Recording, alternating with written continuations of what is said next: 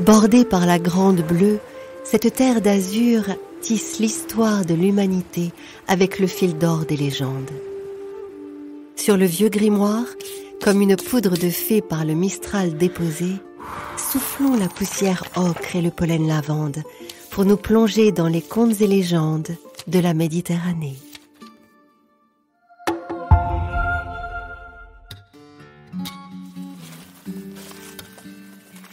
J'ai vu les eaux paradisiaques de Tahiti, les fjords d'Islande, les dunes du Sahara.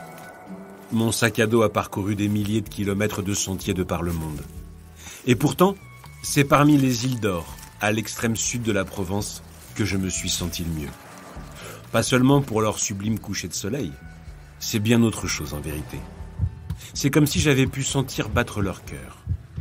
Elles s'appellent Porquerolles, Porquerolles, Le Levant, ou encore Presqu'île de Gien. Malgré leur proximité, chacune a son univers bien à elle, sa personnalité. Porquerolles est la plus accueillante avec ses vignes et ses volets ouverts. Porquerolles, plus sauvage, se préserve. L'île du Levant est la plus radicale, la plus personnelle. Quant à la Presqu'île de Gien, avec ses deux bras tendus qui enveloppent les salins, elle est affectueuse au possible. Alors quand on m'a raconté la légende contée par Gustave Roux, l'écrivain hiérois, j'ai compris pourquoi j'avais éprouvé cette étrange sensation.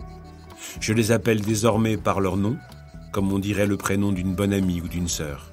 Et mes randonnées n'en sont que plus délicieuses. Écoutez plutôt, vous allez comprendre.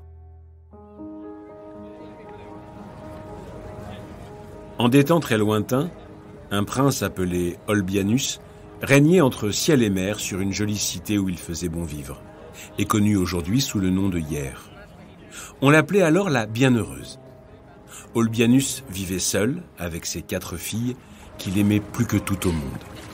Chacune avait son caractère. L'une était sociable et meneuse. Dès le matin, elle partageait avec ses sœurs des trésors d'idées pour aller s'évader dans les criques alentours. L'autre était plus secrète, plus solitaire. Elle pouvait passer des heures à jouer seule au milieu des bancs de poissons, et cela suffisait à son bonheur. L'autre encore, très mûre pour son âge, parlait d'apprendre aux habitants à se rapprocher de la nature et à communier avec elle. La plus jeune, enfin, tentait de surmonter sa peur quand il fallait suivre les folles aventures décidées par les 3 autres, mais il arrivait toujours un moment où, son âge prenant le dessus, elle tendait les bras vers son père en l'appelant au secours. Ses sœurs l'attrapaient alors pour l'emmener dans un autre sens, et tout cela finissait à chaque fois dans les rires et les batailles d'eau. Mais toutes les 4 avaient un point commun. Elles adoraient la mer. Pas une journée ne passait, même l'hiver, sans qu'elles aillent s'y baigner. Dans une autre vie, elles avaient dû naître poissons, car elles n'étaient jamais plus heureuses que quand leur corps était immergé. À vrai dire, leur quotidien n'était rythmé que de challenges sportifs. À qui arriverait la première à l'eau? À qui sauterait du rocher le plus haut? À qui toucherait la première la barque de l'ami pêcheur qui venait de leur faire signe? À qui irait le plus loin au large?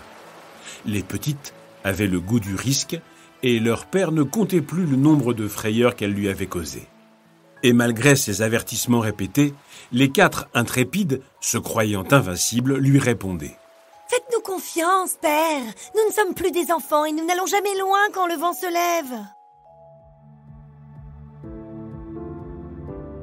Olbianus avait une autre inquiétude en tête. Il était un danger bien plus grand que les vagues et les piqûres de méduses, plus terrible que les cauchemars qui les avaient réveillées parfois tremblantes en pleine nuit. Un danger qui ne venait pas de la nature, mais des hommes. Olbianus avait jusqu'à présent pris le parti du silence. Et puis ici, sur ces terres, il n'était jamais rien arrivé. Pourtant, sur la côte provençale, un peu plus loin, des familles endeuillées pleuraient leurs enfants disparus et jamais retrouvés. Un matin, alors qu'Olbianus guettait ses filles qui nageaient un peu trop loin, il remarqua un pêcheur qui avait l'air d'être très inquiet. « Eh bien, mais quelle mine déconfite! Je vois ta barque chargée de thon et de rouget. Que se passe-t-il? Qui te contrarie autant ?» lui dit Olbianus. « Seigneur, les pirates, ils ont attaqué près de Marseille. Prions pour qu'ils ne s'approchent pas de nos côtes, je n'ai qu'un fils, et je mourrais de le savoir enlevé. » répondit le pêcheur. Les pirates. L'homme lui avait rappelé ce qu'il redoutait le plus. Des hommes sans foi ni loi, qui prenaient par surprise les bateaux et les villageois en quête de butin juteux et de futurs esclaves à vendre à bon prix. Ils savaient où passer, où attaquer. Quand ils avaient choisi leur proie, c'en était fini. Que faire? Que dire à ses filles? Il essaierait de leur parler le soir même sans trop les effrayer. Mais accepteraient-elles de renoncer à l'appel du large? Rien n'était moins sûr. Les 4 nageuses se trouvaient déjà très loin des côtes. Elles s'étaient arrêtées pour faire la planche. C'était l'habitude avant de rentrer vers la plage. C'est alors qu'Olbianus l'aperçut. D'abord un point vague, puis quelque chose qui ressemblait à une frégate et qui se rapprochait rapidement. Et soudain, il reconnut la forme du navire. Saisi de panique, il se mit à crier à plein poumon en faisant de grands signes des bras. Aucun doute, les pirates se dirigeaient droit vers ces 4 trésors. Au large, la plus jeune crut voir sur la rive un homme qui bougeait d'une drôle de façon. « N'est-ce pas notre père qui nous appelle ?» dit-elle aux autres. Mais elles n'eurent pas le temps de lui répondre que le navire était maintenant à vue, monumental, qui fonçait sur elle. Le vent soufflant en direction de la côte, elles purent entendre les cris des pirates. Armés de sabres, ils vociféraient des mots incompréhensibles. Mais les sœurs, ignorantes des dangers de ce monde, n'y comprenaient rien. « Le capitaine a-t-il perdu le contrôle de son navire ?» dit la plus jeune. Quand les sœurs prirent enfin conscience de la violence qui allait s'abattre sur elles, elles décidèrent de se séparer. « Fuyons, chacune dans une direction, aussi vite que vous le pourrez. Et n'oubliez pas, rien ni personne ne pourra jamais nous séparer. » dit la plus âgée. Mais le navire était déjà trop près, et Olbianus assistait impuissant à la scène. Il ne restait qu'un seul espoir, s'en remettre au ciel. Implorait pour que quelque chose se passe, n'importe quoi qui change le cours de cette histoire. Il se mit à genoux sur le sable, ferma ses yeux remplis de larmes et entra au plus profond de lui-même. « Sauvez-les! Sauvez-les » répétait-il sans discontinuer.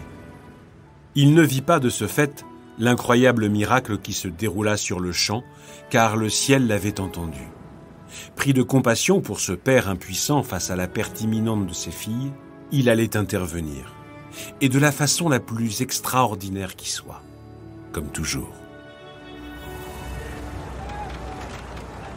Les pirates étaient maintenant assez près des nageuses pour les saisir au vol, mais soudain l'impossible se produisit sous leurs yeux. Les 4 jeunes filles disparurent de leur champ de vision. Mais où donc étaient-elles passées? Étaient-ce des sirènes? C'était bien plus incroyable que cela. Les jeunes filles avaient été emportées sous la surface par une puissance invisible qui les tirait vers le fond. Pour elles, point de douleur ni d'effroi, bien au contraire. Une force immense les envahissait, quelque chose qui venait du dedans, qui les transformait en pierre, en sable, qui les unissait à la mer. Les pirates, depuis le pont principal, assistèrent à l'émergence de roches monumentales alignées à la côte, protectrices des terres, souveraines. Terrifiés par ce qu'ils voyaient, ils fuirent aussi vite qu'ils étaient arrivés. 3 îles nouvelles étaient nées. Les plus éloignées de la côte allaient devenir nos chers Porquerolles, Porquerolles et le Levant. La petite dernière, qui avait nagé plus vite que ses sœurs et s'approchait de la rive, se transforma en presqu'île de Gien, alors que ses 2 bras se tendaient de toute leur force vers son père adoré. Ces 2 bras dans lesquels les flamants roses aiment tant à se réfugier aujourd'hui. Olbianus, lorsqu'il ouvrit les yeux et qu'il aperçut les îles, comprit que le miracle qu'il avait appelé de ses vœux s'était produit. Bien sûr, il pleura longtemps ses chéries faites de chair et de sang, mais peu à peu, après la peine, vint la joie de les voir si majestueuses et brillantes comme de l'or dans le soleil couchant. Elle, qui n'avait jamais été plus heureuse qu'ensemble et entourée d'eau, le ciel avait aussi exaucé leurs vœux. On raconte qu'il passa le reste de sa vie, jusqu'à sa mort, à passer en barque d'une île à l'autre, parlant aux arbres et aux oiseaux, inspectant les roches, pour vérifier que tout allait bien.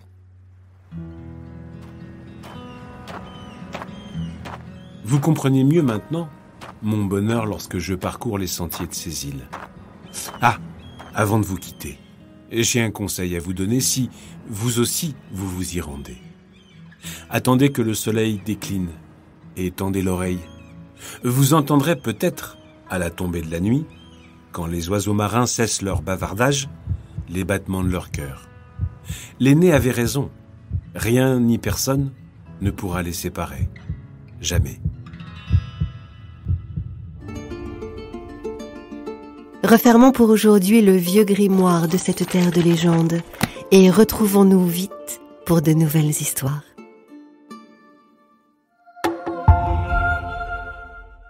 Ne manquez aucun épisode de Podcast Story. Abonnez-vous et mettez 5 étoiles sur Podcast Addict, Amazon Music ou Spotify.